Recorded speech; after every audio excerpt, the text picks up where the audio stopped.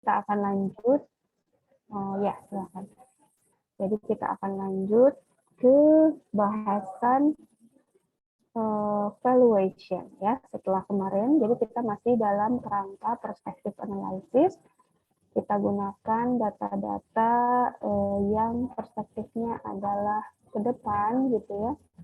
Setelah kemarin kita belajarkan terdiri dari dua ya, forecasting dan valuation. Untuk forecastingnya, alhamdulillah teman-teman sudah mempelajari. Nah, sekarang kita masuk ke perspektif analisis, yaitu valuation ya. Nah, valuation ini nanti teman-teman akan mendapatkan kalau tidak salah 5 metode ya. Nah, untuk pertemuan yang kali ini kita pelajari dulu 2 metode pertama, nanti sisanya kita pelajari di minggu depan ya. Nanti minggu depan juga teman-teman akan recalling kembali konsep WACC ya dan CAPM. Mungkin sebenarnya di manajemen keuangan juga udah di cover ya, teman-teman sudah mengetahui semuanya. Tapi nanti coba kita refresh kembali. Nah, ini kurang lebih adalah langkah-langkah dalam melakukan analisis bisnis. Pertama, kita lakukan analisis bisnisnya terlebih dahulu ya. Teman-teman pelajari tentang product market, kompetisi, regulatory constraint, bisnis strategi, dan lainnya. Lalu setelah itu, kita lakukan accounting analysis dan financial analysis. Jadi kita lihat juga bagaimana kualitas dari laporan keuangan perusahaan tersebut, gitu ya. Lalu kita juga recast dia ke dalam format tertentu, dan kita juga lakukan analisis terutama seperti analisis rasio dan lain sebagainya. Ya. Nah, step yang ketiga, kita masuk ke perspektif analisis, itu terbagi dua, ada forecasting, ada valuation. Sebetulnya kalau kalian lihat urutannya, ya, di sini yang dua ini kita sedang menyempurnakan basis data yang akan kita gunakan, gitu ya. Digunakan untuk apa? Untuk kemudian kita proyeksikan ke dalam timeline tertentu, gitu ya. Entah kalian nanti mungkin forecastingnya dalam 3 tahun atau 5 tahun, gitu ya, atau 10 tahun. Tapi biasanya kalau forecasting itu dia kan karena kita bicaranya estimasian, ya, tidak disarankan terlalu panjang karena berarti nanti deviasinya itu akan semakin tinggi, gitu ya. Kalau kita bicara proyeksi, ketika kita menggunakan basis data yang misalkan hanya 3 tahun, terus kita lakukan sebagai basis untuk memproyeksi 10 tahun yang akan datang, nah itu mungkin akan terlalu agresif lah ya, karena sangat rentan semakin jauh jangka forecast, pasti risiko deviasinya akan semakin tinggi, gitu ya. Nah, kemudian kita forecast ya dalam dalam waktu tertentu. Nah, setelah ada forecasting cash flow ya. Nah, ini lalu nanti kita lakukan valuation terhadap cash flow yang sudah kita proyeksikan tersebut ya. Nah, nanti tergantung cash flow mana yang mau kita ambil. Jadi tergantung metode yang mau kita ambil gitu ya. Nah, nanti kita pelajari. Nah, sekarang di pertemuan ini kita akan belajar yang dua ini ya, price multiples dan discounted dividend model. Jadi untuk yang pertemuan pertama ini kita akan masuk ke dua metode yang pertama. Nah, jadi apa sih valuation itu? Adalah ketika kita misalkan memproyeksi beberapa cash flow gitu ya dalam time frame tertentu, lalu artinya apa sih gitu? Apa yang bisa kita ambil kesimpulan dari cash flow tersebut? Nah, caranya adalah dengan valuation. Ya, teman-teman di-convert cash flow tersebut, nanti hasilnya adalah sebuah nilai. Nah, nilai ini berarti sama dengan intrinsic value dari sebuah perusahaan. Banyak metode-metode yang bisa digunakan. Nanti mungkin di luar 5 ini pun masih ada yang lain gitu ya. Tapi untuk ALK ini kita gunakan sesuai dengan buku ajaran kita gunakan ya. Nah, di sini ada 5 metode: price multiples, discounted dividend, discounted abnormal earning, discounted abnormal operating earning, dan discounted cash flow. Kalau bicara discounted, di sini berarti yang kita lakukan ya mendiskonto cash flow yang ada. Berarti teman-teman nanti carinya adalah apa? Present value-nya gitu ya. Sama kayak ketika kalian di manajemen keuangan dulu ya. Cuman kan kalau dulu di manajemen keuangan kan kalian cash flow-nya tuh ya udah cuma apa kayak return buat kita gitu. Kalau misalkan surat utang berarti kan interest sama cash value-nya gitu ya. Atau ketika misalkan annuity berarti cicilannya gitu ya. Nah, kalau di sini bedanya adalah cash flow-nya itu nanti tergantung metodenya. Kalau discounted dividend berarti nanti yang kalian estimasi adalah cash flow dividennya, gitu ya. Proyeksi cash flow dividennya. Nah, abnormal earning juga sama, sesuai dengan namanya. Ya, nah kalau yang keempat ini, yang kalian lakukan itu sebenarnya nanti mempresent value-kan. Nah, nanti yang terpenting adalah lalu ketika mendiskontokan itu kita pakai rate yang mana ya? Nah, itu juga berbeda-beda, tergantung metodenya, gitu ya. Jadi nanti kalian harus perhatikan, kemarin ketika belajar ACC, ada berapa macam rate yang kalian tahu, yang digunakan oleh perusahaan.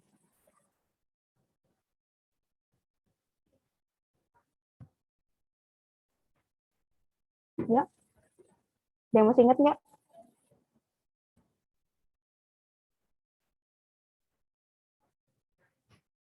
Oke, ya, jadi Dua apa ya, Bu? iya, Ya, dua. Yang apa? Yang terus yang dividen contohnya, tapi itu namanya lupa, Bu. kenapa?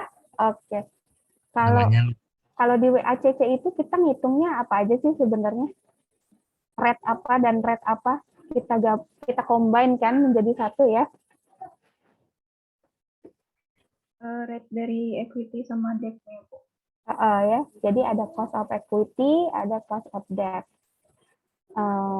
Lalu ada juga cost gabungannya WACC. Nah nanti jadi ada 3 rate tersebut yang harus kalian hati-hati ya. Metode ini gunakan rate yang mana gitu karena nanti bisa jadi berbeda-beda. Nah di sini can use to value either the equity or the asset of the firm. Oke ya, kita lanjut. Atau saya gedein deh biar jelas. Di sini investment are made with the hope that returns and will be at least as high as the return from an alternative investment with the same risk. This is the required return or opportunity cost of capital. Nah, mungkin ini konsep ini sudah teman-teman dapatkan ya ketika dulu belajar manajemen keuangan. Sebetulnya kenapa sih kok kita harus mengetahui WACC ya? Nah, kita tuh harus tahu bahwa ternyata kalau berbisnis itu rata-rata kalau bentuknya firm yang besar, perusahaan yang besar, jarang sekali dia berasal dari out of pocket money gitu ya. Maksudnya uang pemilik perusahaannya yang idle. Biasanya dia terdiri dari 2 hal, entah itu dia berutang atau dia menerbitkan saham. Nah, oleh karena itu untuk mendapatkan uang tersebut, pendanaan tersebut, kita harus tahu sebenarnya perusahaan ini kena biayanya berapa sih. Biaya di sini tentu refernya adalah kebesaran interestnya. Ya, jadi kalau misalkan dia financingnya lewat utang dengan lewat penerbitan saham, tentu besaran cost of capitalnya itu berbeda ya. Nah, perusahaan yang dominan di utang biasanya cost of capitalnya lebih rendah dibandingkan dengan perusahaan yang lebih besar pendanaannya itu di ekuitas. Karena kan kita tahu kalau penerbitan saham itu biasanya dia minta returnnya lebih besar, karena kan lebih high risk ya dibandingkan dengan utang. Nah, di sini ketika sebuah perusahaan nih ya, logikanya, misalkan dia mendapatkan pendanaan itu dia returnnya cost of capitalnya itu misalkan 5%. Lalu dia gunakan kan uangnya itu untuk menjalankan operasional. Nah, ketika dia berinvestasi atau menjalankan operasional, pasti dia akan mencari nilai investasi yang setidaknya gitu ya pengembaliannya atau return-nya itu lebih besar daripada cost of capital-nya dia. Nah, di sini maksudnya itu ya. Karena kan kalau misalkan investasinya dia cost of capital lebih rendah dari cost of capital-nya, berarti kan nanti rugi dong. Masa kita dapat pendanaannya 5%, tapi nanti kita invest di yang 3% gitu kan, itu kan jadi nggak masuk akal. Nah, jadi di sini biasanya investasi itu terjadi seperti ini, ya, return-nya diharapkan lebih besar atau apa ya, setidaknya sama lah dengan alternative investment with the same risk. Nah, di sini this is the required return or opportunity cost of capital. Nah, di sini cost of capital itu merefleksikan katanya investment risk and time value for money. Nah, sometimes for the normal return for the risk taken, ya. Jadi kalau memang tadi terlihat tercermin ya, ketika kita pendanaannya itu lewat utang dan lewat saham, risiko keduanya kan berbeda. Nanti tercermin tuh, pasti return-nya beda. Jadi kalau misalkan ada return yang berbeda itu, berarti itu respon pasar tuh terhadap sesuatu. Walaupun untuk satu surat utang yang sama, bisa jadi return-nya beda. Kenapa? Karena misalkan profil dari perusahaan penerbitnya, gitu ya. Yang satu misalkan dia secara fundamental bagus, yang satu lagi kurang bagus. Nah, itu kan berarti tingkat return dari pasar yang diharapkan juga beda, gitu ya. Nah, ini contohnya ketika kalian, ini saya refresh aja yang bagian depan ya, mungkin teman-teman juga sudah dapat ini di manajemen keuangan. Nah, di sini kan ketika kita valuation, bentar saya hilangkan dulu ininya. Valuation model untuk di sini kita mencoba mencari present value dari sebuah bond ya. Berarti kan teman-teman nanti kalau bond itu biasanya dia ada interest ya, baik itu annually atau semi annually. Nanti terakhirnya baru kita bayar face value-nya atau kita dapatkan face value-nya. Di sini kita sebagai investor ya. Berarti kan untuk mencari present value ya udah tinggal yang 100-nya interest-nya itu kita anggap sebagai annuity ya, berarti face value-nya kita anggap sebagai single atau term investment. Oke, kita buat. Nah, ini ya. Nah, kurang lebih seperti ini nanti kita dapatkan present value-nya. Lalu kalau misalkan ini tiba-tiba kita dapat lotre ya. Nah, ini jangan ditiru nih. Contoh yang kurang baik ya. Nah, di sini ternyata kita dapat lotre, kita akan dapatkan pembayaran $100.000 per tahunnya sampai 10 tahun. Nah, ini kan berarti karena berulang dengan besaran yang sama, berarti kita masuknya ke anuitas ya. Nah, coba kita hitung berapa sih sebenarnya nilainya. Nah, itu gampang. Nah, ya tinggal langsung dilakukan present value. Nah, kita dapatkan nilainya sebesar ini. Oke. Nah, di sini perhitungan ya valuation untuk terminal investment itu bisa dibilang lebih mudah karena kan dia horizonnya pendek. Ya, kalau kita memvaluasi perusahaan, kita bicara horizonnya itu going concern, panjang gitu ya. Jadi di sini dia bisa bilang kalau ini tuh indefinitely gitu ya. Jadi forecast-nya itu over a long horizon gitu ya. Nah, lalu kalau tadi ketika kita memvaluasi surat utang atau ketika kita memvaluasi lotre tadi, besarannya itu exact ya. Kalau surat utang kan 100.000 ya 100.000 gitu ya, nggak akan berubah jadi 100.000 jadi 101.000 gitu ya. Face value-nya kan udah tetap gitu ya. Nah, lalu juga si lotre tadi 100.000 itu udah tetap. Nah, tapi kalau nanti ketika kalian mau valuasi perusahaan ya, akan banyak hal-hal yang perlu estimasian lah gitu ya. Hal-hal yang masih bisa berubah gitu, tidak sedefinitif yang tadi, yang contoh tadi 2 ya. Oke. Nah, sekarang kita akan belajar 2 dulu, yaitu price multiples dan dividend discount. Untuk price multiples ini, teman-teman benar-benar tidak menggunakan konsep time value for money ya, tapi bentuknya adalah seperti rasio.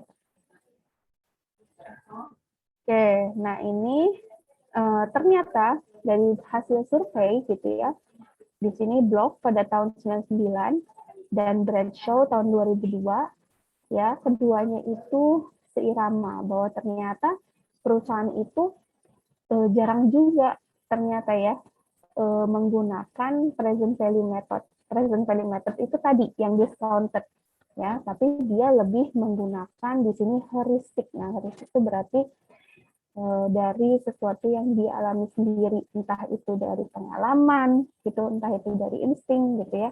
Nah, lalu dari rekomendasi, nah di sini earning multiple, jadi dia lebih mempelajari kayak apa sih informasi-informasi akuntansinya aja sudah cukup, gitu ya. Dia tidak melakukan forecasting lalu dia diskontokan, gitu ya. Ternyata berdasarkan hasil analisis ini ada juga loh yang tidak menvaluasi perusahaan itu menggunakan present value method ya.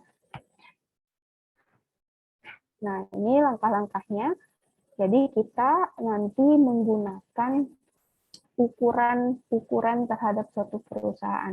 Nah, ini menjadi basis dari perhitungan kita. Nanti kan ukuran rasio banyak ya. Misalkan ada price to book ratio gitu ya, atau misalkan working capital ratio dan lain sebagainya ya, rasio-rasio yang kalian pelajari. Nah, nanti setelah kita menentukan basis ukuran yang kita mau gunakan, lalu kita memilih comparable form-nya. Nah, ini yang agak sulit. Jadi tantangan di price multiples ini adalah di yang nomor 2. Kalau perhitungannya sangat mudah, karena tidak perlu kita memforecast, tidak perlu kita mengestimasi, ya, cuma gunakan data-data yang ada, rasio-rasio laporan keuangan gitu ya, yang mau kita bandingkan. Nah, tetapi ketika kita mau mencari komparasi yang susah, apalagi misalkan kalau sebuah perusahaan itu unik, yaitu ya, atau misalkan bentuknya konglomerasi gitu ya, atau bentuknya holding, di situ kan dia punya banyak lini bisnis. Nah, ketika kita mencoba komparasi kan itu jadi sebuah tantangan juga buat kita. Nah, lalu yang ketiga kita estimasi price multiples for comparable firm using the chosen measure. Nanti yang terakhir kita hitung ya. Ya, ini pakai hitungannya aja deh. Nah, di sini tadi ya salah satu masalahnya dalam memilih comparable firm. Nah, di sini kita harus cari perusahaan itu yang kira-kira karakteristiknya itu mirip ya, baik itu operasionalnya maupun keuangannya. Jadi kalau bisa yang semirip mungkin gitu ya. Nah, di sini kemungkinan ada difference in growth, profitability, and risk. Nah, iya betul ya. Karena kalau misalkan kita bicara beberapa perusahaan, pasti ada variasi gitu ya. Antara growth, profitability, resikonya juga berbeda-beda. Karena kan dia melekat ke company-nya masing-masing gitu ya. Nah, lalu bagaimana kalau kita lalu gunakan perusahaan-perusahaan dalam industri yang sama? Nah, di sini kendalanya adalah tadi saya cerita ya. Jadi ada beberapa perusahaan itu yang dia lintas industri. Katakanlah kayak PC itu dia kan ada perbankannya, dia ada entertainment-nya gitu ya. Nah, gimana tuh kita mau mengkomparasi, agak susah juga gitu ya. Teman-teman kemarin belajar seperti Indofood. Indofood juga kan dia banyak industrinya, walaupun kebanyakan di industri makanan gitu ya. Nah, from in same industry can still be different. Nah, walaupun misalkan dia dalam satu industri yang sama, tapi bisa jadi dia tetap nggak bisa dibandingkan. Kenapa nih contohnya? Balik lagi ke pembahasan kita di awal, tiap perusahaan itu kan dia ada strategi bisnis. Kalian tidak bisa bandingkan perusahaan walaupun dia di industri yang sama ya, tapi strategi bisnisnya beda. Jadi misalkan yang satu kan differentiation, yang satu lebih ke cost leader. Nah, itu nggak bisa kalian bandingkan ya, karena walaupun di industri yang sama, fokus dia itu berbeda. Jadi nggak bisa kita bandingkan. Jadi solusinya apa? Nah, bisa setidaknya kita bisa menggunakan data rata-rata industri. Akhirnya seperti itu. Ya, walaupun kita bahas ya minggu lalu, Bu, ternyata susah loh dapatkan data dari industri. Iya, memang ya. Itu salah satu effort juga. Kita kumpulkan kira-kira rata-rata industri itu berapa nilainya. Nah, itu bisa menjadi benchmark kita dalam menilai atau menganalisis perusahaan yang sedang kita nilai. Oke, ini contohnya perusahaan-perusahaan yang ada di ini ya, di satu apa sih? Bentar. Nah, ini contohnya kita lihat. Nah, kita bandingkan di sini ya. Ini adalah rasio-rasio yang kita pilih. Di sini ada price earning, lalu di sini ada price per book, ini price per equity, yang ini price per book, ini price per earning, yang ini price per book, ya, yang ini enterprise value per sales, nah ini enterprise value per EBITDA. Nah, jadi di sini ada perbandingannya ya dalam satu industri yang sama. Di sini berarti perusahaan sepatu ya. Ada Nike, Puma, Reebok, dan lain sebagainya. Nah, di sini akhirnya kita dapat rata-rata industri nih ya. Average-nya kalau industri terkait itu 15, untuk price per book-nya sekian, untuk enterprise value per sales-nya 1,06, enterprise value per EBITDA-nya 8,49. Oke. Izin bertanya, Bu. Ya. Kalau misalkan mengkomparasikan perusahaan yang udah internasional dengan perusahaan yang udah masih lokal gimana, Bu? Tetap sama? Atau Mungkin nanti kita mainnya adalah ke size aja, ya. Karena kan kalau misalkan valuasi itu kita lihatnya ukurannya aja. Jadi walaupun misalkan dia marketnya lebih banyak di luar, tapi kan kalau kira-kira size-nya sama gitu ya, kurang lebih. Nah, tapi nanti paling ada catatan kalau kita melakukan analisis bisnis, nanti dia ada vulnerability-nya beda. Jadi kalau misalkan yang ekspor itu, dia pasti akan lebih terimpact kalau ada kejadian-kejadian internasional. Paling itu jadi catatannya Mas Bintang. Ya, tapi kalau dari segi ukuran-ukuran ini, selama dia size-nya kurang lebih mirip sih, ya masih bisa dibandingkan, gitu ya. Tapi nanti dia akan menjadi cerita tambahan tuh di analisis bisnis. Tentunya nanti si analisis bisnis ini akan jadi pelengkap juga dalam melakukan analisis ya. Jadi walaupun dari segi angka ini misalkan brown shoe lebih bagus misalkan ya, tapi di sini kita bisa menghargai gitu ya branding dari Nike misalkan yang sudah lebih go internasional dibandingkan brown shoe. Atau kalau misalkan ada, nanti tergantung kondisinya, misalkan ada suatu kondisi tiba-tiba isu-isu makro yang ada di sebuah negara, nah tentunya nanti bisa jadi yang lokal ini lebih terpengaruh dibandingkan yang pasarnya global. Tapi kalau misalkan isu-isunya ada di global, nanti bisa jadi yang global ini lebih terpengaruh dibanding yang lokal. Itu aja sih paling preferensinya. Baik, Bu. Terima kasih. Baik, sekarang kita lanjut ya. Nah, di sini problems measurement based selected for the multiple. Nah, jadi memang masalah utamanya itu adalah komparabilitas. Ya. Nah, jadi kalau misalkan di price multiple ini kan gampang ya. Sebenarnya kita tinggal membandingkan gitu ya rata-rata berapa nanti dibandingkan dengan yang lainnya. Tapi di sini yang paling sulit adalah komparabilitas. Nah,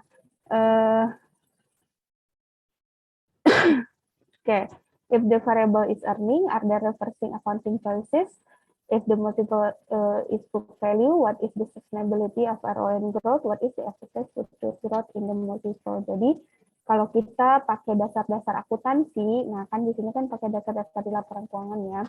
Kita harus memperhatikan ketika kita gunakan basisnya earning, ada nggak yang membuat reverse accounting policies gitu ya. Bisa jadi si earning-nya itu akurat atau tidak gitu ya. Jangan-jangan dia nanti ada kemungkinan nggak akurat, misalkan ada pengembalian gitu ya, nanti kan dia berkurang tuh. Lalu di sini juga kalau kita menggunakan nilai buku, nah apakah nilai buku yang kita gunakan itu sustain nggak gitu? Apakah nilai buku tahun ini dengan tahun-tahun mendatang itu akan sama atau tidak? Nah ini menjadi beberapa permasalahan ya, komparabilitas dan akurasi.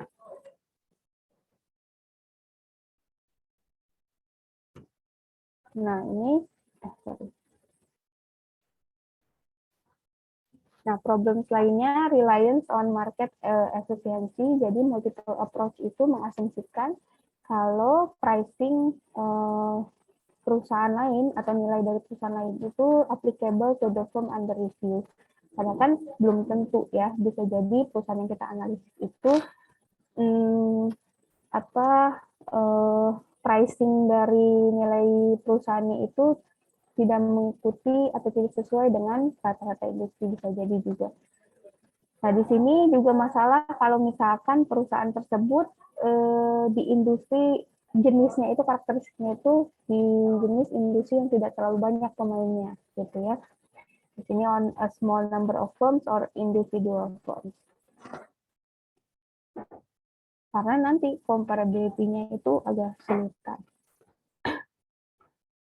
Okay, multiple firm with poor performance.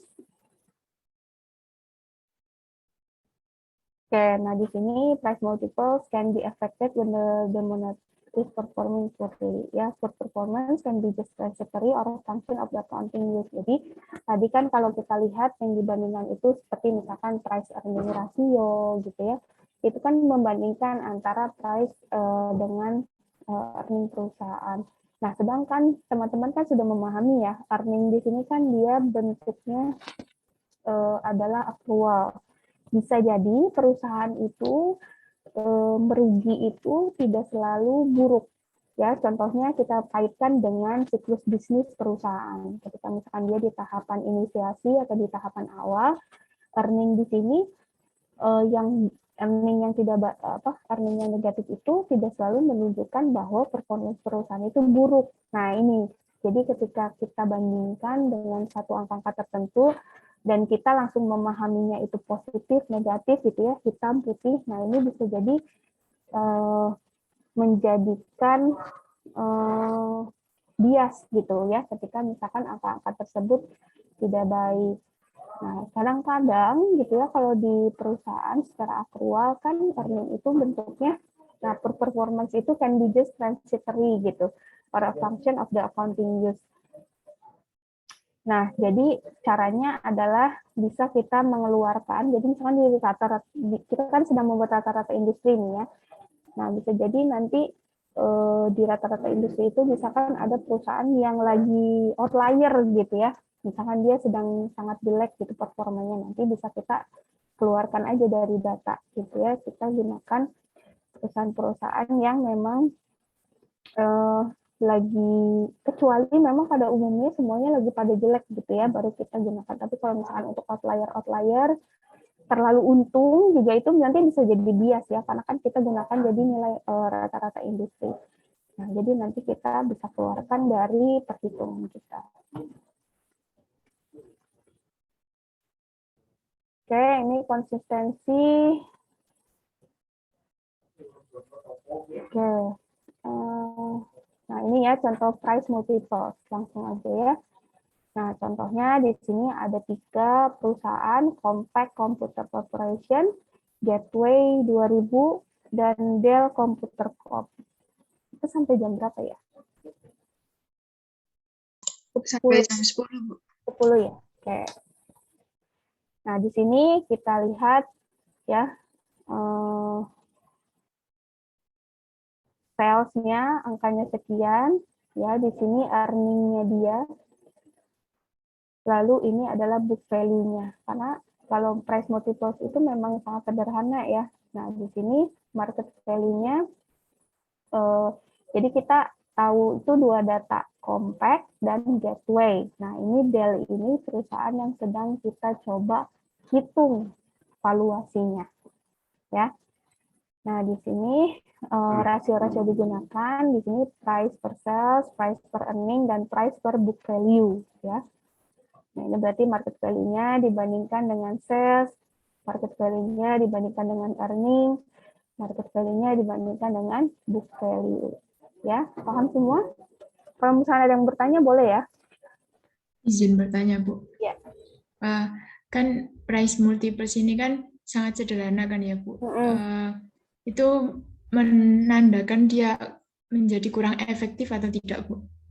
Nah, kita bisa argue di situ ya, tapi memang paling mudah, tapi ketika ini digunakan tuh pasti ada alasannya gitu ya, karena memang mungkin secara pengalaman ketika menggunakan price multiple ini hasilnya nggak terlalu jauh beda gitu ketika kita menggunakan present value method. Tapi kalau dikatakan akurat ya nanti harus diteliti lebih jauh ya. Cuman memang di sini kita bisa bilang tingkat akurasinya pasti lebih apa ya, lebih kemungkinan ada deviasinya gitu ya, terutama ketika misalkan gini, Mbak siapa tadi yang bertanya?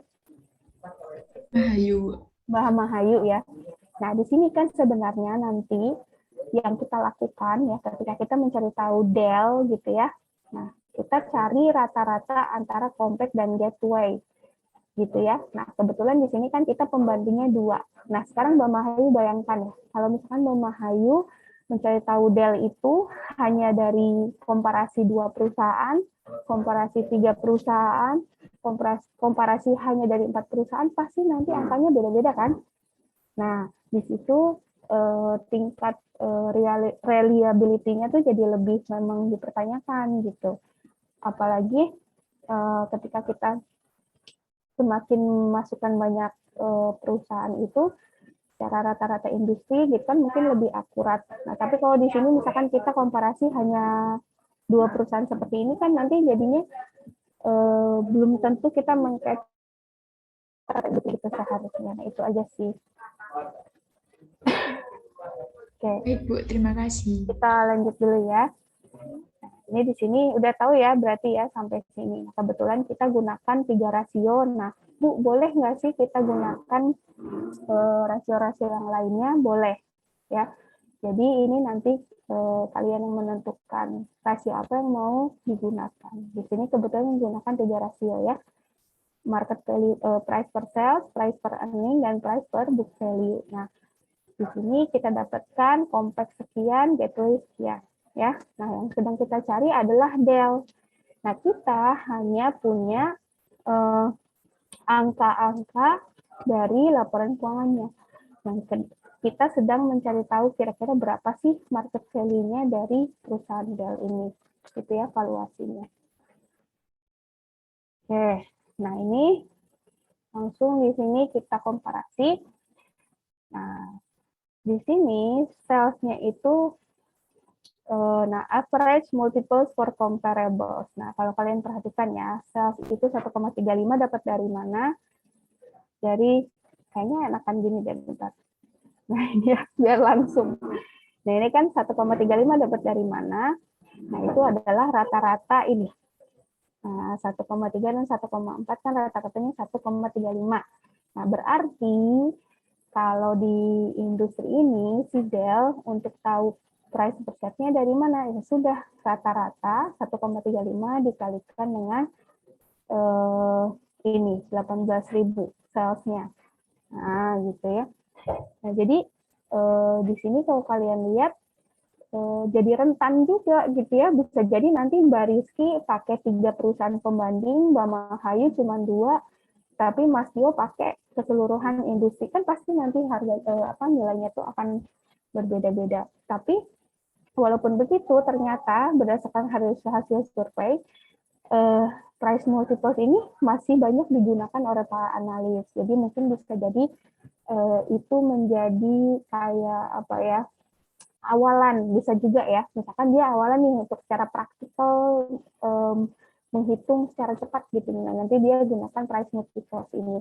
Nanti untuk lebih akuratnya nanti dia tambah dengan present value method-nya gitu ya. Karena kan kalau present value method dia tahapannya agak panjang nih, karena kita harus memforecast dulu. Nah, memforecast itu nggak mudah gitu ya, nggak semudah kita tinggal merata-ratakan data tahun lalu. Nah, itu kan harus banyak yang di-adjust ya. Teman-teman kan kemarin sudah mengerjakan forecasting. Nah, mungkin sebagai awalan cara cepat bisa menggunakan price multiple dulu gitu ya untuk kira-kira mendapatkan gambaran berapa sih valuasi dari sebuah perusahaan. Nah, ini berarti sales-nya tadi 1,35 dikalikan dengan sales number. Nah, di sini sales valuation-nya adalah sekian ya. 24,628. Lalu dari segi earning, nah earning-nya dikalikan dengan price per earning ini, ya, kan kita sedang mencari price, ya. Jadi kalau valuation itu kita sedang mencari price, market value. Nah, jadi di sini kan price per share-nya tadi, 1,35 kan, kita kalikan dengan sales-nya, maka ini adalah price-nya berdasarkan price per sales ratio, gitu ya, paham nggak? Ya, nah di sini kalau yang price per earning kan rata-ratanya berapa nih rata-ratanya? 39,4 kita kalikan dengan earning-nya, berarti di sini kita dapatkan price-nya juga dari DELS. Nah, lalu yang ketiga ini rata-ratanya adalah 5,7 kita kalikan dengan 2321 book value-nya. Jadi yang kita cari kan price-nya juga ya. Nah, ini jadi kita punya 3 price. Pertama dari rasio price per sales, yang kedua dari price per earning, yang ketiga dari price per book value. Nah, di sini dari ketiga price ini kita rata-ratakan. Nah, itu adalah nilai valuasi kita terhadap DEL. Nah, simple ya. Kalau dari metodenya ya. Mungkin ada yang mau bertanya, boleh sebelum kita pindah ke yang kedua.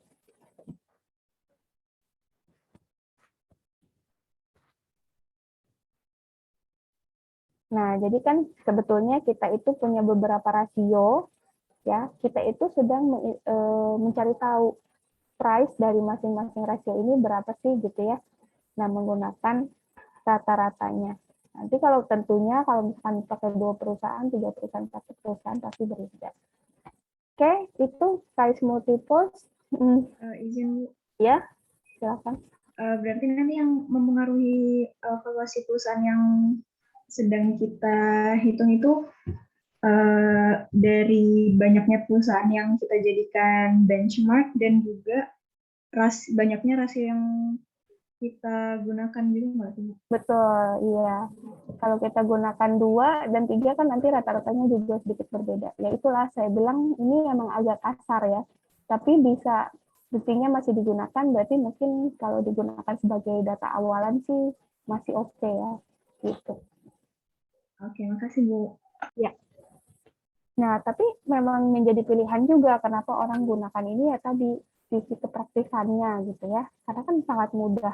Kita tidak perlu memforecast apapun gitu ya. Ini hitungannya cuma matematis saja, nanti langsung keluar nilai valuasinya. Oke, ini yang pertama. Sekarang kita masuk ke metode yang kedua. Ya, metode yang kedua adalah discounted dividend model. Nah, di sini di terminal investment tadi contohnya ya, yang surat utang, lalu juga tadi lotre atau project itu value the cash flow ya. Nah, lalu equity valuation biasanya kalau equity valuation itu kita value the cash flow to the equity holder. Oke. Nah, di sini dividend discount model ya. Kita meng-value the present value of all future cash receipts dan kita meng-value-nya itu dividen ditambah liquidating dividend. Liquidating dividend is the profit left after selling all the firm asset at the end of its life and paying out the creditors. Nah, di sini jadi rumusnya seperti ini ya.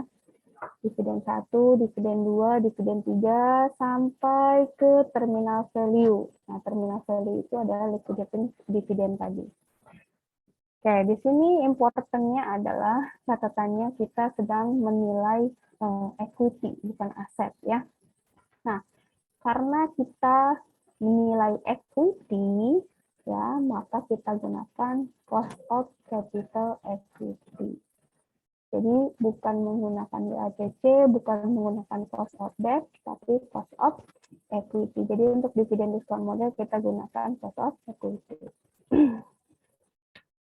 Jadi kita menghitung, ya, kita memproyeksi cash flow dividen perusahaan. Ya, jadi kalau berdasarkan dividen diskon model, ya, nilai perusahaan itu adalah sebesar the present value of all future cash received. Nah, ini berarti kita kan sebagai yang investor nih ya, kita kan investor ya, ke sebuah perusahaan, nanti yang kita valuasi adalah semua present value dari pendapatan yang akan kita terima. Ya.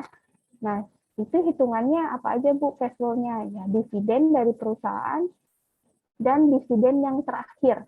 Nah, liquidating dividend ini adalah sisa after selling all the firm assets at the end of its life and paying out to the creditors. Nah, makanya rumusnya jadi seperti ini.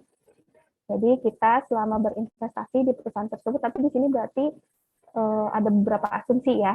Kita tidak pernah mengambil investasi kita. Jadi selamanya kita berinvestasi di perusahaan tersebut. Nah, di sini ada dividen flow, ya, ini mungkin tahun pertama, kedua, ketiga, keempat, kelima, sampai di tahun tertentu dia ada liquidating dividend. Nah, nilai terakhir ini nanti kalian pahami sebagai namanya terminal value, ya.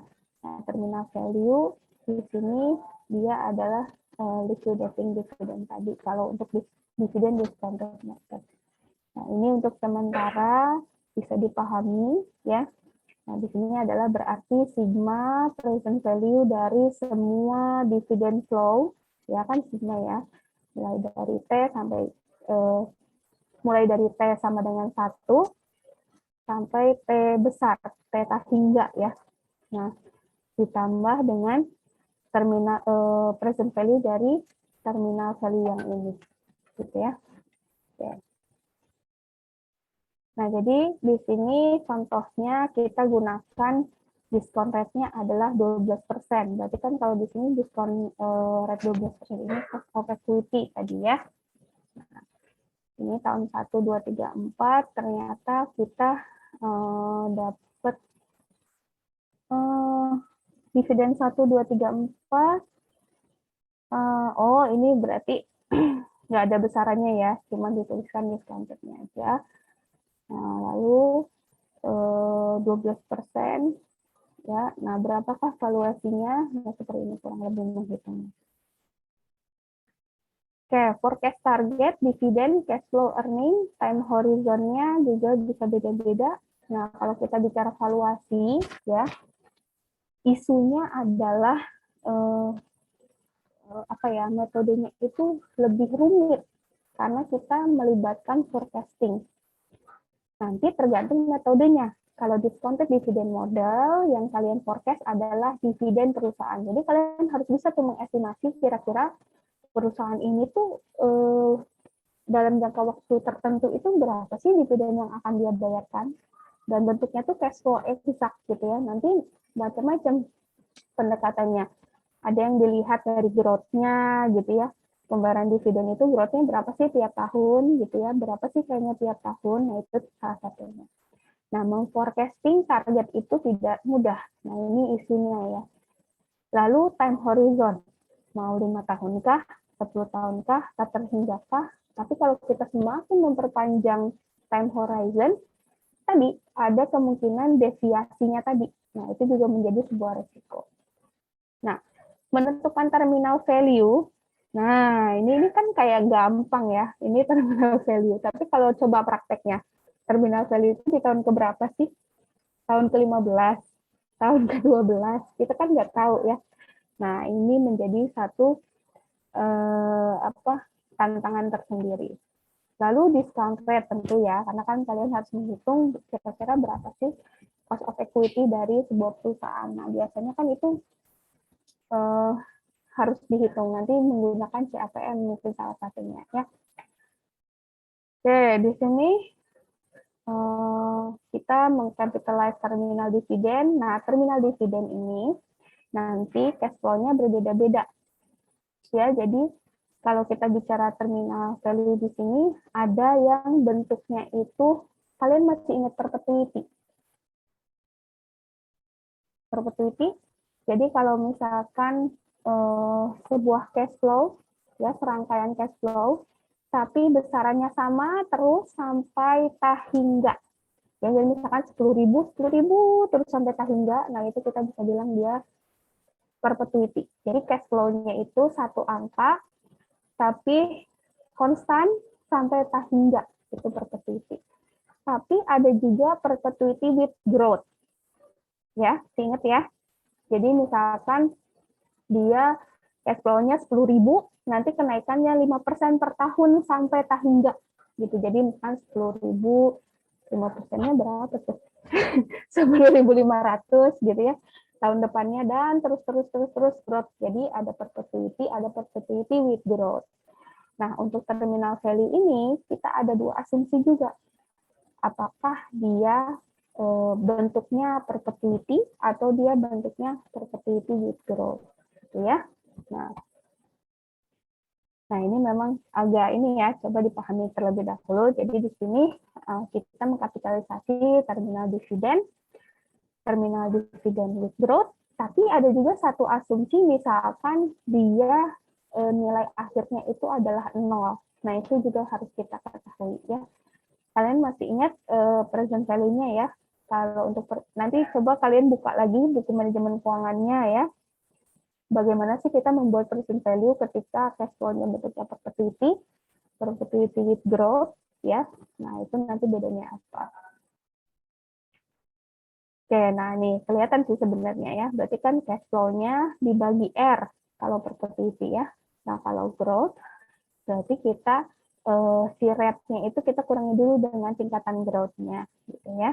Nah, lalu jadi ada 3 asumsi nih. Pertama, terminal dividen biasa ya, continuous forever in perpetuity. Nah, di sini perpetuity with growth. Yang ketiga adalah terminal value-nya sama dengan 0 ya. Jadi kemungkinannya ada 3 kondisi. Nah, how to implement? Di sini pertama kita memforecast dividennya dulu ya, itu yang paling utama. Jadi nanti tergantung ada 4 metode. Coba kalian lihat kalau misalkan metodenya discounted dividend model ya berarti dividennya yang kalian forecasting. Kalau abnormal operating discount model ya itu berarti nanti abnormal income-nya yang kalian forecast gitu ya. Nah, lalu yang kedua estimate cost of capital for equity. Bagaimana caranya kita estimasi cost of equity? Caranya bisa menggunakan apa? Dulu ketika WACC kan ada harga saham. Nah, kita dapat rate-nya untuk ROE-nya dari mana tuh? Metodenya. Dividen dibagi price. Bisa pakai dividen diskon model, bisa pakai CAPM ya. Nah, CAPM nanti minggu depan coba kita refresh lagi ya. Nah, CAPM itu berarti kita gunakan kira-kira simpangan perusahaan itu berapa sih gitu ya terhadap rata-rata pasar.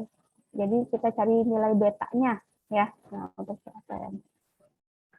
Nanti deh minggu depan ya. Nah, tapi untuk yang dividen diskon model ini teman-teman menggunakan cost of capital for equity ya. Nah, lalu kita yang ketiga, kita harus bisa menentukan nih apakah aliran cash flow itu terutama di terminal value-nya apakah dia bentuknya konstan terus gitu ya, bentuknya perpetuity atau perpetuity with growth atau nilai terminal value-nya adalah 0 gitu ya.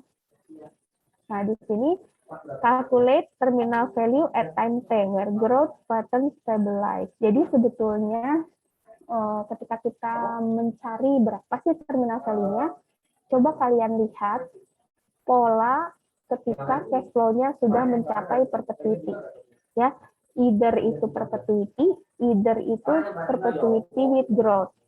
Nah, ketika itu sudah tercapai, ya, maka itu adalah terminal value. Tapi untuk kepentingan pengajaran, ya, biasanya kita untuk kepraktisan lah ya, karena kan kadang kita nggak tahu kalau kita lihat yang studi sebelumnya ternyata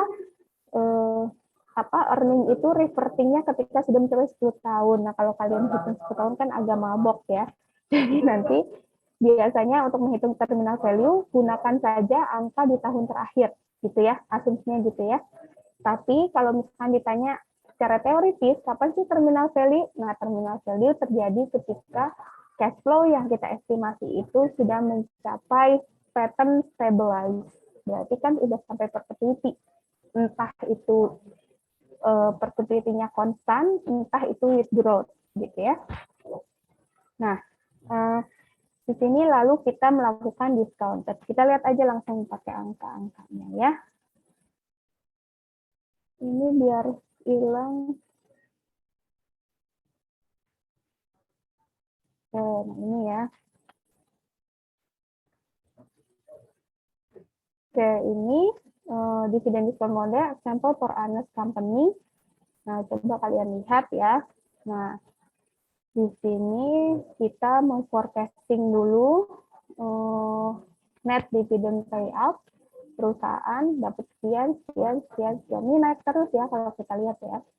Lalu kita masukkan estimate cost of capital per equity. Nah, ini biar kalian nggak bingung, ini tuh sebenarnya nilainya sama 16%. Cuman untuk memudahkan diskonto, jadi untuk yang tahun depan ini berarti 1 ditambah R gitu kan ya. Jadi 1,16. Nah, kalau ini berarti 1 ditambah R kuadrat gitu ya. Nah, jadi nilainya segini. Jadi makanya dia nilainya kok bingung Bu, kenapa cost of capital per equity-nya kok jadi kayak gini? Karena dia sudah disesuaikan dengan waktunya gitu ya, padahal sebenarnya nilainya sama-sama 16% ya. Nah, di sini kita calculate forecast dividend growth-nya. Coba kalian lihat pattern-nya ya. Nah, di sini dari sini ke sini growth-nya 18%, oke. Dari 2006 ke 2007 growth-nya ternyata 15%. Nah, ini 15%.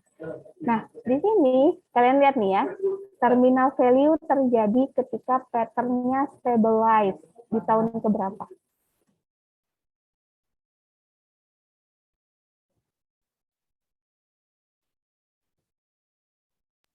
Di tahun keberapa? Mulai tahun 2007. 2007 ya. Nah, di sini jadi kita menghitung terminal value-nya adalah di tahun 2007. Ya, jadi kita gunakan present value perpetuity. Oke. Nah, jadi kita gunakan dividen 2008 ya. 2008 dibagi R min G. Nah, dapatlah sekian. Ya. Nah, nanti berarti kita punya 3 cash flow jadinya. Cash flow di tahun 2007, 2006 dan 2005 ya. Nah, ini adalah cash flow perpetuity dari 2008 ke atas ya. Nah, di sini sebentar. Nah, ini 11867 itu present value dari yang 1852 yang 2007 ya. Jadi untuk di tahun terminal value nanti dia biasanya ada 2 nilai. Nilai untuk terminal value dari perpetuity tahun setelahnya ditambah dengan discounted value dari nilai di tahun tersebut, gitu ya. Nah, ini jadi di sini ada 2. Ini tinggal dibagi ya, 1365 dibagi 1,16 dapat 1176, 1,611 dibagi ini dapat segini, gitu ya. Nah, Nah, ini 1852 dibagi ini dapat segini. Nah, di sini kita jumlahkan present value-nya adalah 143,2. Oke. Sampai sini ada yang bertanya? Silakan. Izin bertanya, Bu. Ya. Tadi kan sudah dijelaskan yang mengenai metode prinsipal multiple itu ya, Bu. Dibanding metode ini tuh lebih efektif yang mana ya, Bu? Soalnya kalau dilihat dari perhitungannya memang masih belum terlalu rumit seperti itu, Bu. Oke. Nah, ini kan memang ada beberapa, jadi metode-metode ini dia muncul dari berbagai penelitian yang dilakukan ya. Nah, dividend discount model ini pun ada kritiknya. Jadi walaupun dia sudah menggunakan present value method gitu ya, tapi dianggap tidak akurat karena nanti dia dianggap tidak sesuai dengan value creation. Nah, gitu ya. Jadi nanti memang ketika kita menggunakan valuasi, apa ya, bisa jadi suatu kondisi metode itu menjadi kurang akurat di kondisi-kondisi tertentu. Jadi contohnya tadi price multiple method itu kan jadinya tingkat deviasi antar analis bisa berbeda-beda ya, tergantung dengan cara dia melakukan perbandingan. Nah, kalau dividend discount model lain cerita. Ada perusahaan-perusahaan tertentu yang memberikan nilai besaran dividen itu tidak sesuai dengan value creation-nya. Jadi misalkan perusahaan itu lagi rugi, dia tetap memberikan gitu ya dalam tingkatan tertentu. Nah, di situ kan jadi misleading nantinya, tidak sesuai dengan value creation dari perusahaan. Atau misalkan dia naiknya 20%, ternyata komparasi dividennya itu nggak langsung naik 20% gitu ya. Nah, jadi di sini ada false-nya juga terkait metode yang ini ya, terutama tadi anggapannya dia tidak selalu sejalan dengan value creation dari sebuah perusahaan.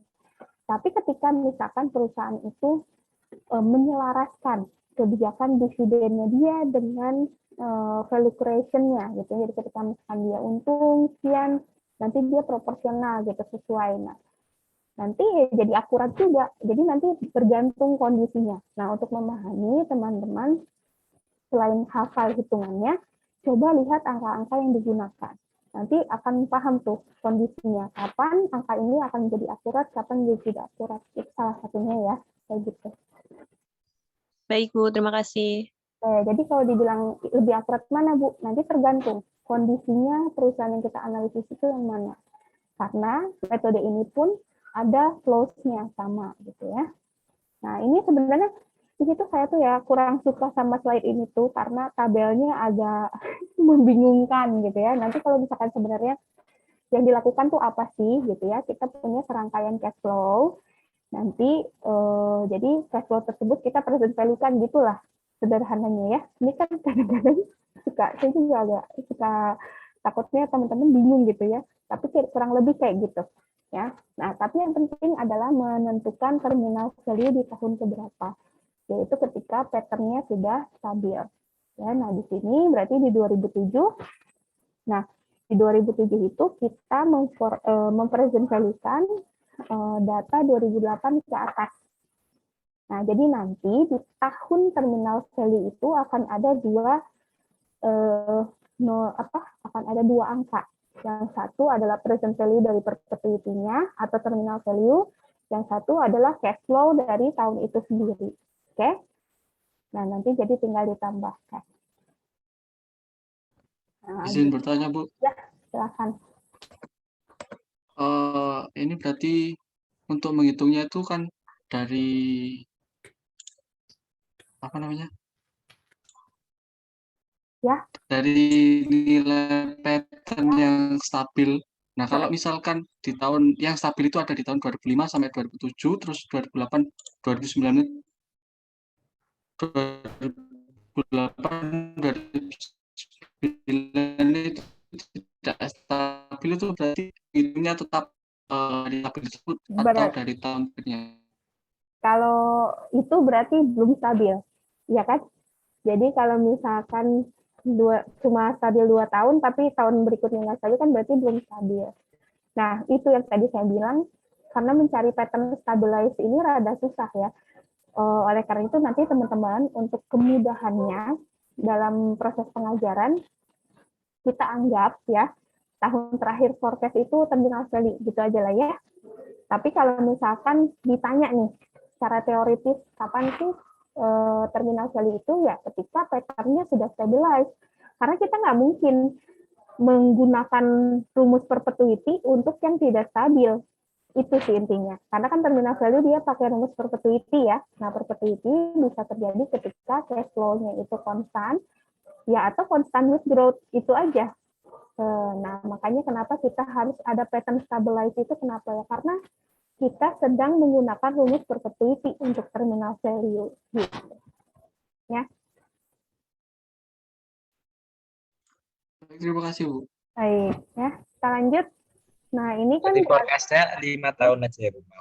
nah, nanti sesuai dengan soalnya ya. Tapi mudah-mudahan paling lama sih 5 tahun ya. Nah, kalau kalian lihat di sini, dia ada growth-nya ya 15%. Oke. Sebentar. Oh ya, ini lanjutannya. Nah, ini ya, sebenarnya itu 16% juga, cuman sama dia disesuaikan gitu ya, berdasarkan time value-nya. Nah, ini udah nggak usah lah ya. Oh ya, oke. Kita lihat pattern-nya aja yang penting ya. Yang penting kalian memahami pattern-nya. Nah, di sini terlihat nih ya. Nah, di sini dividen payout ya 1.800 sampai 2010. Nah, di sini pattern mulai stabil di 2009. Makanya dia terminal value-nya langsung pakai rumus perpetuity untuk data 2010 ke atas ya. Nah, ini yang sebenarnya kalau secara hitungan ya mudah karena kalian kan tinggal mempresent value-kan. Tapi yang sulit adalah kapan menentukan terminal value dan besaran dari cost of equity. Nanti cost of equity besaran PET-nya akan kita pelajari minggu depan ya. Kita refresh lagi CAPM untuk menggunakan CAPM. Nah, di sini jadi itu kita present value ya sampai ke titik analisis. Jadi kalau ini kan 2004 ya, berarti kalau sekarang 2021 gitu kurang lebih ya. Coba kita lihat pattern lainnya. Nah, ini tuh ya, coba kalian lihat nih. Nah, ini pattern-nya dividennya itu di 2008 dia sudah konsisten 8%, 8%, 8%. Nah, berarti kita udah bisa tuh masukkan rumus perpetuity.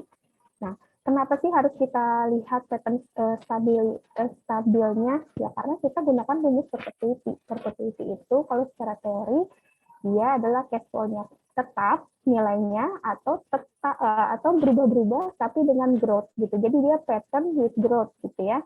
Nggak boleh acak. Kalau acak nggak bisa kita gunakan present value dari perpetuity. Nah, ini berarti kita gunakan. Nah, kalian perhatikan ya, di 2008 kan dia sudah stabil, maka nanti di 2008 dia ada dua cash flow. Yang pertama adalah present value dari perpetuity mulai dari 2009 ke atas, ya. Yang ini berarti ya, kalau di sini ya. Dan present value dari cash flow di tahun itu sendiri. Yang ini nih, 312. Ya. Nah. Ibu, ya, silahkan. Berarti growth-nya itu yang harus benar-benar udah sama gitu ya, Bu? Misal kalau misalnya ada beda 0,03 gitu masih belum dihitung perpetuity gitu, Bu? Oh, 0,00 ya, kita anggap sama aja ya. Okay. Tapi memang basisnya adalah harusnya sih sama gitu. Oke, terima kasih, Bu. Iya. Oke. Nah, di sini ini ya adalah kritik terhadap dividen diskon model. Ini menjadi tidak akurat ketika behavior dari perusahaan itu tidak menghubungkan antara kebijakan dividen sama value creation dari perusahaan. Jadi bentuknya kan ada yang arbitrer atau perdagangan, ya udah bentuknya seperti sebetulnya kan dividen ini rumit ya. Dia itu lebih ke sinyal juga bagi perusahaan. Kalau investor kan melihatnya dividen tahun ini naik apa turun ya gitu, kurang lebih ya. Nah itu juga salah satu hal yang kadang-kala dijaga oleh perusahaan. Walaupun misalkan dia terjadi penurunan keuntungan, nanti dia ingin mempertahankan dividennya di level tertentu biasanya, gitu ya. Nah, jadi di sini ketika perusahaan berperilaku demikian, ya, dividend payout policy itu bentuknya arbitrer dan tidak link to the value added, some don't even pay dividend. Jadi kan memang investor kita juga udah pinter gitu ya. Mereka itu tidak terlalu fokus terhadap return yang bentuknya dividen. Tapi misalkan dia lebih seneng, ya nggak apa-apa nggak dapat dividen, tapi secara capital gain dia naik gitu ya. Nah, jadi kan kadang-kala juga perusahaan yang untung, dia proporsi pembagian dividennya itu misalkan nggak terlalu besar, tapi dia lebih fokus ke ekspansi gitu ya. Jadi nanti nilai perusahaannya yang size-nya lebih besar, jadi lebih ke capital gain. Nah di sini some don't even pay dividend, tapi biasanya sih investor juga indifferent gitu ya. Nanti tergantung jenis investornya. Nah, a firm can borrow to pay dividend. Nah tadi ada yang perusahaan juga behaviornya maksain gitu. Dia lagi rugi, tapi dia ingin mempertahankan pembayaran dividennya di level tertentu. Nanti dia bisa lakukan pinjaman. Nah, ini kan nggak sesuai dengan value creation dari perusahaan. Lalu, liquidating firms. Oke. Nah, ini DDM max equity price based on future dividend. Lalu, however, forecasting dividend over finite horizon may not give an indication of this price because dividend reflect payout choices rather than the value creation process. Jadi pada akhirnya pembayaran dividen itu yang bentuknya kebijakan. Nah itu aja sih yang jadi kritik ya. Bisa jadi dia tidak sesuai dengan value creation-nya. Oke, DDM itu paling populer katanya ya. Mungkin karena ketersediaan datanya juga ya, paling mudah dilihat. Kalau yang selanjutnya abnormal operating, abnormal income, abnormal operating income, dan cash flow method itu harus kita cari gitu ya, lebih rumit gitu tingkatannya. Nah, mungkin untuk pertemuan ini 2 dulu, nanti yang 3 model berikutnya akan kita jelaskan di minggu depan. Jadi minggu depan kita akan bahas metode 3 yang lain, ditambah dengan kita refresh lagi teman-teman ya, terkait CAPM dan WACC. Oke, mungkin ada pertanyaan? Boleh, silakan. Nah, jadi yang saya mau tekankan, teman-teman harus bisa memahami pattern dari cash flow-nya. Ya, karena itu penting untuk menentukan terminal value. Kapan terminal value diambil adalah ketika polanya sudah stabil, karena kan kita menggunakan rumus perpetuity, ya, present value dari perpetuity. Kalau misalkan belum stabil, ya sebenarnya nggak akurat gitu kita pakai present value perpetuity ya. Nanti kan berarti harus satu-satu tuh kita present value kan ya untuk cash flow-nya. Nah, tapi untuk keperluan perkuliahan nanti kita anggap saja, misalkan kalian soalnya itu forecasting 3 tahun atau 5 tahun gitu ya. Kalau memang belum ada yang stabil, kita anggap saja di tahun terakhir itu sebagai terminal value-nya. Ya, nah, mungkin itu aja sih untuk kuliah hari ini ya. Sebenarnya bisa nih dipadatkan 5 metode, tapi mungkin untuk pemahaman lebih dalam gitu ya, dan teman-teman juga enak ya, bisa tadi tanya-tanya, kita bagi 2 aja. Minggu depan kita masuk ke 3 metode yang lainnya ya. Minggu depan belum ada kuis, tapi nanti minggu depannya lagi. Jadi setelah kita selesaikan valuation metode semua, baru kita latihan tulis lagi ya. Oke, sebelum saya tutup, ada yang bertanya lagi? Silakan. Izin Bu. Ya. Mungkin cuma mau bertanya Bu, apakah jenis dividen itu tidak mempengaruhi ya Bu dalam perhitungan ini? Apa semua dividen aja? Jenis dividen bukan ada dividen cash, dividen aset dan sebagainya gitu. Oh, ini dividen yang cash. Oh, berarti dalam hitungan cuma dividen cash saja yang diperhitungkan, bukan Ya. dividen lain. Iya, dividen expense berarti ya. Iya, Bu. Ya. Baik, Bu. Terima kasih, Bu. Ya, baik kalau begitu. Terima kasih semuanya ya untuk kehadirannya hari ini. Kita doakan juga siapa Mas Akses ya, semoga lekas sembuh ya. Dan nanti bisa bergabung lagi di minggu depan bareng-bareng kita ya. Baik, kalau begitu, selamat siang semuanya. Assalamualaikum warahmatullahi wabarakatuh. Waalaikumsalam Waalaikumsalam warahmatullahi warahmatullahi wabarakatuh. Tuhan.